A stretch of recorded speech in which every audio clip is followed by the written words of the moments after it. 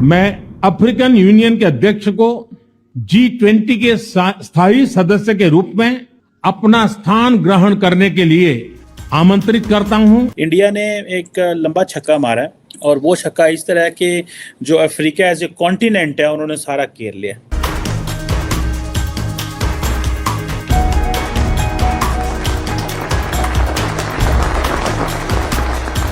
जिस लेवल का इस बार मिनिस्ट्री ऑफ फॉरेन अफेयर्स ने करा है या प्राइम मिनिस्टर्स ऑफिस ने ऑर्गेनाइज करवाया है, उस लेवल का G20 हुआ ही नहीं है। ये तो ऐसा लग रहा है कि दिवाली, दशहरा और होली एक ही दिन हो गए यहाँ पे।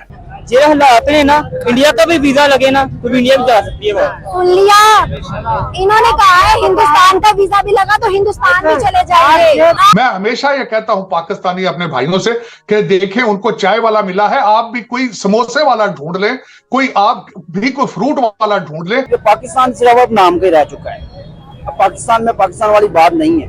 अमेरिका की स्पोक पर्सन मार्गरेट मैकलोड ने तो हिंदी सीखी G20 की समिट अटेंड करने के लिए और यहाँ के मीडिया के साथ बैठने के लिए उन्होंने शुद्ध संस्कृत हिंदी सीखी है। अमेरिका और इंडियन लोग, खास करके हमारे इंडियन अमेरिकन जो एक लिविंग ब्रिज बनते हैं, हमारे रिलेशनशिप का एक ड्राइविंग फोर्स है। तकरीबन 4100 करोड़ आई थिंक जो सा है कि वो वेलकम के लिए सिर्फ इन्वेस्ट किया गया है न्यू दिल्ली में। सऊदी अरेबिया हमारा सीधा हाथ, वो भी चला गया, सारे हिंदुस्तान जा रहे हैं। अब देखें सऊदीया का जो क्राउन प्रिंस है, वो 4 घंटे के लिए और वहाँ 2-3 दिन उसने स्टे करना है इंडिया में। ये तो मेरा जयशंकर साहब को हैट्स ऑफ क्योंकि यूक्रेन को किसी भी एजेंडा में, किसी भी पैनल, ऐसा कोई पैनल नहीं है जहां यूक्रेन वॉर को डेडिकेट किया जाए।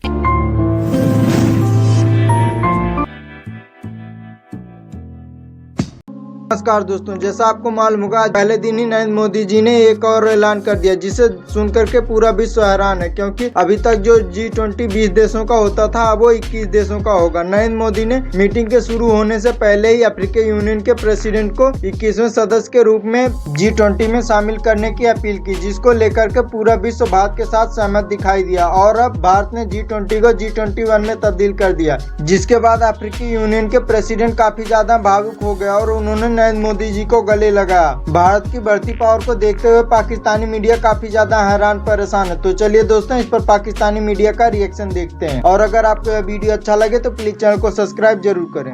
अमेरिका की स्पोक पर्सन मार्गरेट मैकलोड ने तो हिंदी सीखी G20 की समिट अटेंड करने के लिए और यहाँ के मीडिया के साथ बैठने के लिए उन्होंने शुद्ध संस्कृत हिंदी सीखी है और तमाम मीडिया के, हिंदुस्तान के, भारत के तमाम मीडिया के साथ वो इंटरेक्शन कर रहे हैं हिंदी बोल करके। एक अंग्रेज लड़की जिसका ऑरा अंग्रेज का, जिसका पहनावा अंग्रेज का, जिसके चाल ढाल अंग्रेज के, जिसका खान पान अंग्रेज का, और वो भारत के हर एक मेन स्ट्रीम मीडिया पर बैठ करके शुद्ध हिंदी कह रही है, संस्कार और संस्कृति की बात कर रही है, ज्ञानों की बात कर रही है, सक्सेस और अचीवमेंट की बात कर रही है, मानवता की बात कर रही है। आप सोचो कि मेरा भारत सच में वहां है, मेरा भारत सच में जय है। दिल्ली के बारे में बताती हूँ। फूल से लेकर के, बांसुरी से लेकर के, शहनाई से लेकर के, कल्चरल प्रोग्राम से लेकर के, नृत्य से लेकर के, कल्चरल डांस से लेकर के, भरतनाट्यम से लेकर के, नटराज मूर्ति से लेकर के, भारत मंडपम से लेकर के, लाइट से लेकर के, सिक्योरिटी से लेकर के, हर एक चीजें जो है ना संस्कार में नहाई हुई है। हर एक चीजें संस्कार में नहाई हुई है। फूलों के जो डेकोरेशन, जो सजावट है ना, उसमें भी संस्कार झलक रहे हैं।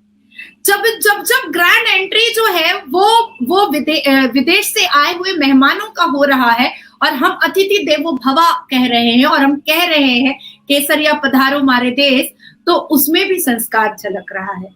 शीश झुका करके, चाहे वो सऊदी अरबिया के क्राउन प्रिंस हो, चाहे वो अफ्रीका के प्रेसिडेंट हो, चाहे वो ऋषि सोनक हो, चाहे वो जो बिडेन हो, अपने शीश को झुका करके जिस हिसाब से चंदन का टीका लगवा रहे हैं, हाथ जोड़ करके नमस्कार कर रहे हैं, वो अपने आप में ना एक इतिहास रच रहा है, एक इतिहास रच रहा है। कि मैं हैरान हूँ, जो नंबर्स मैंने देखे वहां तैयारी की हुई है जो उन्होंने नई दिल्ली में, 20 बुलेट प्रूफ गाड़ियां ली गई हैं, 4 फाइटर जहाज उड़ते रहेंगे ऊपर, 1,30,000 सिक्योरिटी के लोग जो हैं वो सिक्योर करेंगे उस एरिया को, 475 जो पुलिस वैन्स हैं वो हैं वहां पे।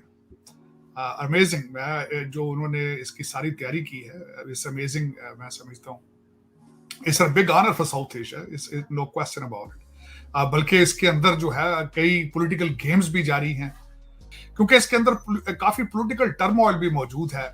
चाइना और रशिया, मोदी जी ने जो वहां पे स्पीचेस दी हैं, उन्होंने उसमें कहा कि 21st century is the Asia century, और हम आफ्टर कोविड जो है इसके ग्लोबल साउथ के हवाले से हम ग्लोबल साउथ की इकोनॉमिक स्टेबिलिटी चाहते हैं। तो अब इसके साथ साथ आपको पता है कि अफ्रीका जो है उसको भी शामिल कर लिया गया, और मैं आपको मज़े की बात बताऊँ, Mauritania, Tunisia, Somalia, Western Sahara, Algeria, Morocco, Niger, Comoros, Sudan, Libya, Djibouti, Senegal और कुछ और भी ममालिक हैं, ये सारे ये मुस्लिम पॉपुलेशन है, ठीक है जी। और जैसे for example Tunisia 99. So Africa सारा इसका हिस्सा नहीं है। African Union as a group जो है वो, जैसे सारा यूरोप नहीं है लेकिन यूरोपियन यूनियन जो है वो दैट इज़ देयर। सो मुझे ऐसा लगता है कि इंडिया ने एक लंबा छक्का मारा है, और वो छक्का इस तरह है कि जो अफ्रीका एज ए कॉन्टिनेंट है उन्होंने सारा घेर लिया, ठीक है। और आपको पता है कि अगर जितने भी ऊपर वाले मुल्क हैं सारे के सारे जो अफ्रीकन कॉन्टिनेंट के हैं, they are politically part of the Middle East, और बाकी जो है नीचे जो है एक इलाका जो है उसको वो they are part of the Africa. So ये भी एक दुनिया ने अपनी ही वो की हुई है, की जिसे बोलते हैं किया हुआ। सो अफ्रीका के अंदर अच्छे भले मुल्क हैं जहाँ पे मुस्लिम पॉपुलेशन, सो सारे अफ्रीका के अंदर ही अच्छी, साउथ अफ्रीका के अंदर कोई 2% मुस्लिम पॉपुलेशन है, ज़ाम्बिया के अंदर 1% है, जिम्बाब्वे के अंदर 0.7% है, बुरुंडी के अंदर 10% है, मडागास्कर के अंदर 10% है, कीनिया के अंदर 11% मुस्लिम पॉपुलेशन है, घाना के अंदर 18%, लाइबेरिया टोगो के अंदर कोई 20% है। सो बेनिन एक कंट्री है कुछ 27, कैमरून जिसके आई थिंक प्रेसिडेंट ने आज इंडिया जिसको प्राइम मिनिस्टर जेपी शफीक आ रहा है सन, उधर तकरीबन 30% मुस्लिम पॉपुलेशन है। इथियोपिया के अंदर 33-34% मुस्लिम पॉपुलेशन है, तंजानिया के अंदर 35% मुस्लिम पॉपुलेशन है, आइवरी कोस्ट के अंदर 43% मुस्लिम पॉपुलेशन है, एरिट्रिया के अंदर अच्छी भली 43%, और नाइजीरिया के अंदर कोई 50% मुस्लिम पॉपुलेशन, चाड के अंदर 58 है, काफ़ी सीरियलियन के अंदर जो है वो कोई 78% मुसलमान है, गिनी के अंदर, इजिप्ट के अंदर 93% मुसलमान है, माली के अंदर 95, गैम्बिया में, सारे मुल्क आपको इसलिए बता रहा हूँ just you should know that India is getting into the Muslim world. India Muslim world के अंदर जा चुका है, और उसने अपनी वो जो हिस्टोरिकल उनका एक था ना कि यार नहीं असी तो नहीं है, वो एक पाकिस्तान ने एक जिसको किया हुआ था कि एक साहब ना छूत करार देता हो उन्होंने कहा नहीं यार इन्होंने ना जाया जाए मुसलमाना दे कातल ने। What's going on in India that's a different story, और प्राइम मिनिस्टर मोदी के ऊपर बड़ा प्रेशर भी है मुस्लिम मैनी वेस्टर्न कंट्री से। वैसे ये प्रेशर सारा तू नहीं लगता मैंने तो, कोई पिछों कोई प्रेशर नहीं है, मैं तो नहीं मानता है कोई पिछों प्रेशर है, एवं कहानियाँ ही होंदियां ने, बड़ा सख्त प्रेशर है जी, हम बातें कर रहे हैं, अगे वो अंदर बैठ के उनको वो परवाह ही नहीं करते यार, वो किसी के मुँह नहीं लगाते, वो किसी की जरूरत ही नहीं होती, वो कहते हैं यार ठीक है कर लेंगे, क्या हो गया, क्या मुसलमानों के साथ हम क्या कर रहे हैं।